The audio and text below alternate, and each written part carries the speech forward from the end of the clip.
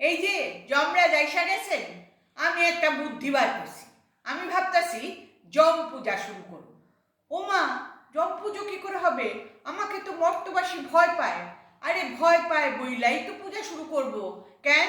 মা মনসা, শনি, এগোও তো ভয় পায়, এগো পূজা করে না? তা করে বটে। তবে তুমি জানো তো, আমি আমার বোনকে বিয়ে করেছি, তাই জন্য দেবতারা তো আমার উপর খুব ক্রুদ্ধ। মর্তবাসী আবার ক্রুদ্ধ হবে না তো? আরে না না, মর্তবাসী খুব উদার, এইসব নিয়ে চিন্তাই করে না। বরং এখন তো হইতাছে, কেউ কেউ ভাবতাছে যে নিজেরে নিজে বিয়া কইরা অর্ধনারীশ্বর যে কনসেপ্টটা ছিল সেইটা ফিরাই আনবো। আর আপনার মূর্তি আমি গরুম একেবারে 10-12 ফুট লম্বা। ও মা, মাটি দিয়ে করলে তো সে ভীষণ ভারী হবে। আরে আজকাল কি মাটি দিয়া হয় নাকি?